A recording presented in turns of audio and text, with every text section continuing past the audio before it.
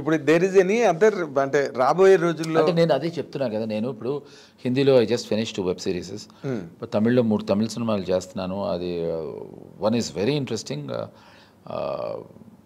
అంటే మళ్ళీ వచ్చిన కూడా అంటే ఏది చెప్పకూడదు, ఇప్పుడు అన్నీ ఎన్డిఎల్ కదా, నాన్ డిస్క్లోజర్. బట్ ఒకటి చెప్పేస్తాను తమ్మి, ఓకే అంటే వాడికి చెప్పాను, ఏం అనుకోద్దని. అరుల్నిధి మన కరుణానిధి గారు మనవుడు ఉన్నాడు కదా, డిమాంటీ కాలనీ, అతను నేను we're doing a film now. So bloody super excited about him man, amazing film. And then I'm doing another film, దానికి పేరు it's called Thillana. It's also Tamil film. Thillana it's also very very very very very very interesting film. Okay, it's something else man. And కన్నడలో Gandhigiri ani, there's one film which is happening. It's happening from a little longer time, but that's also a very, very, very, very interesting film. Okay. And Tamil, there's another film which is ready for release called Pattarai. Oh. So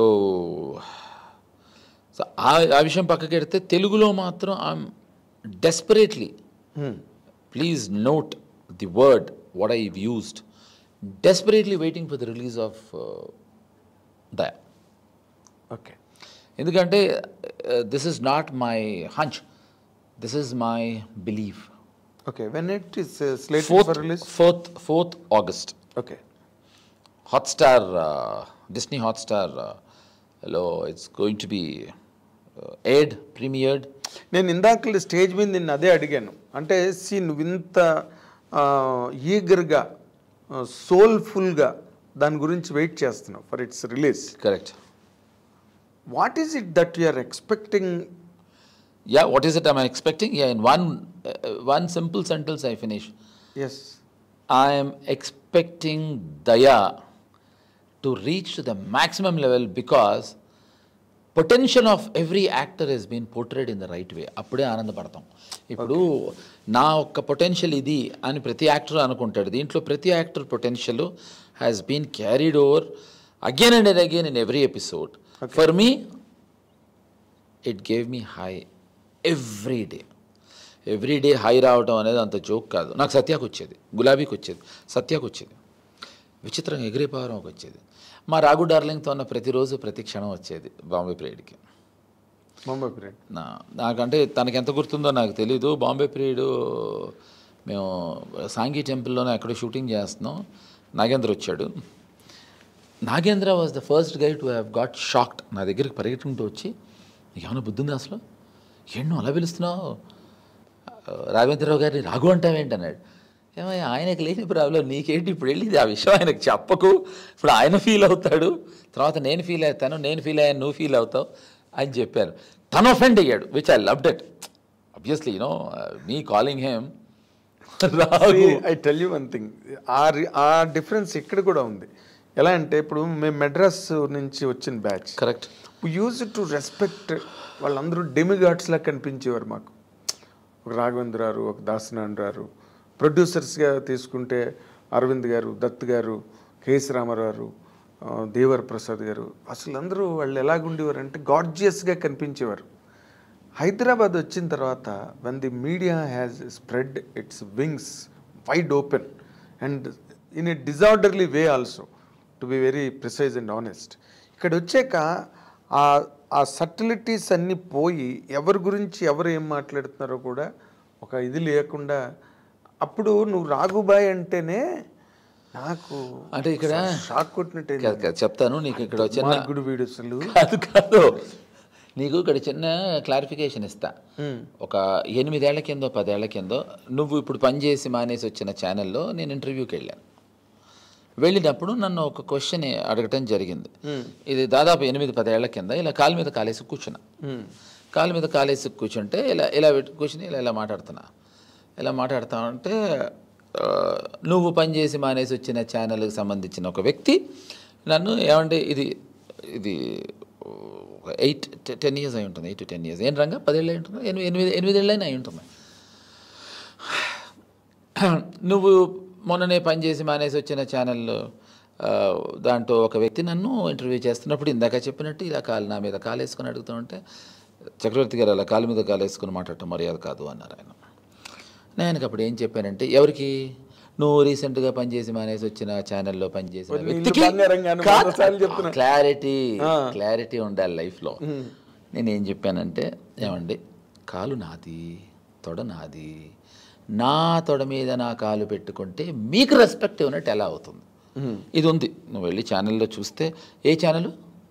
నువ్వు రీసెంట్గా పనిచేసి మానేసి వచ్చిన ఛానల్లో నువ్వు వెళ్ళి చూస్తే. ఆయనకి ఏం చెప్పానంటే, ఇప్పుడు మీ తొడ మీద నా కాలు పెడితే అది అవమర్యాద, నా తొడ మీద నా కాలు పెట్టుకుంటే ఎలా అవమర్యాద అవుద్ది? నాకు చెప్పవా నాగేంద్ర? ఎడ్యుకేట్ మీ. అలాగే జేడి చక్రవర్తి చాలా పెద్ద పేరుగా ఉంది, నేను చక్రి అని పిలిస్తే నీకు ఏమన్నా అభ్యంతరమా అన్నారు రాఘవేంద్రరావు గారు. కె రాఘవేంద్రరావు గారు అని పెద్ద పేరు ఉంది, రాఘు అని పిలిస్తే మీకు ఏమన్నా అభ్యంతరమా అన్నా. నాకేం అభ్యంతరం లేదు, మా నాన్న అలా పిలిచేవారు, తర్వాత నువ్వు పిలుస్తున్నావు, నాకు ఎంతో ఆనందంగా ఉందన్నారు. ఇప్పుడు ఆయనకి లేని డెప్పి మిగతా వాళ్ళకి ఎందుకు ఉండాలి? ఇప్పుడు ఆయన అంటే CR and youngster, lovely bye, ఆయన ఒక సీనియర్ డైరెక్టర్. నువ్వు అంత చనువు తీసుకుని ఆయన అందరినీ ఎంజాయ్ చేశారు. ఆయన ఏంటి, ఫర్ ఎగ్జాంపుల్ మా Krish darling, I call him Krishna Reddy గారిని, హీ లవ్స్ ఇట్. నువ్వు హిందీకి వెళ్ళిపోవడమే బెటర్ అయింది తెలుసా అసలు, కొంతవరకు తెలుగు ఇండస్ట్రీకి. ఎందుకు ఎందుకు ఎందుకు అదే ఇక్కడ అందరినీ మార్చేసి నువ్వు అసలు కాదు. ఇప్పుడు నీకు ఇంకొక రహస్యం చెప్తా. కృష్ణారెడ్డి గారిని క్రిష్ అని, రాఘవేంద్ర గారిని రాగ్ అని, ఈవి సత్యనారాయణ గారిని సత్యం కాదు. ఇప్పుడు నేను ఏమంటున్నా అంటే, ఇప్పుడు సత్యానికి ఇంకో దానికి ముందర ప్రిఫిక్స్ ఉండేది, ఇప్పుడు నేను చెప్పను, ఎందుకంటే తను ఉండగా చెప్తే బాగుండేది. ఇప్పుడు నేను చెప్పకూడదు కదా ప్రిఫిక్స్. ఇప్పుడు నాకు బాగా ఇష్టమైన నటుడు ఒక నటుడు ఉన్నాడు, సుధాకర్ గారు. ఎగ్జాక్ట్లీ. ఓకే, ఆయన యముడికి మొగుడు టైంలో నేను అచ్చ తెలుగులో చెప్పాలంటే పాలక్ బచ్చాగాడు, పిల్ల వేధవని. ఆయన సినిమాలు చూసి మేము 1/2 సినిమా చేస్తున్నప్పుడు సుధాకర్ గారు, బాబుమోహను ఒక ట్రాక్ ఉంటుంది 1/2లో, నేను శ్రీకాంత్ గారు సుధాకర్ గారిని పిచ్చ కొట్టున్నావు అని ఆయన చేసిన ఆ కామెడీ చూసి దూరం నుంచి నమస్కారం సార్ అనేవాళ్ళం. జాగ్రత్తగా విను. వింటున్నావు? ఓకే. లేకపోతే ఇందాక నువ్వు మానేసి వచ్చేసిన పాత ఛానల్ లాగా వింటలేదు కదా? అయితే క్లారిటీ. ఆయనకి నమస్కారం పెట్టడానికి మేమిద్దరం వెళ్ళి పెట్టేసి వచ్చేవాళ్ళం. ఎవరికి? మా సుధాకర్ గారికి. ఓ షిట్, ఇది కట్ చేయకండి,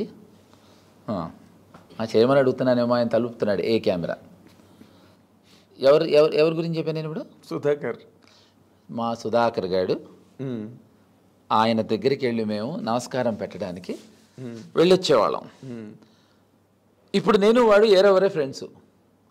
ఇప్పుడు సుధాకర్కి లేని ప్రాబ్లము ప్రపంచానికి ఏంటంటున్నా నేను. కరెక్టే. ఇప్పుడు వాడు ఒరే చక్రి ఎక్కడరా అంటాడు, నువ్వు ఎక్కడరా అని. వాడు నేను డెఫినెట్గా మంత్లీ ఒకసారి అయినా మాట్లాడుకుంటాం. ఓకే. బట్ చూసే వాళ్ళకి ఇమాజిన్ చేయి, ఈ అమ్మ అతను సినిమాల్లోకి వచ్చేప్పటికి వీడు పాలక్ బచ్చాగాడు, వాడిని ఏరా అంటే, అరే సుధాకర్ లేని ప్రాబ్లం ఏంటన్నా. అది మీ individual chemistry and individual bond. అవి ఇప్పుడు స్వీట్ హార్ట్ మ్యాన్, నేను చెప్తున్నా కదా, వాడు స్వీట్ హార్ట్. నాకున్న అతి తక్కువ మంచి ఫ్రెండ్స్లో సుధాకర్ గడు ఒకడు.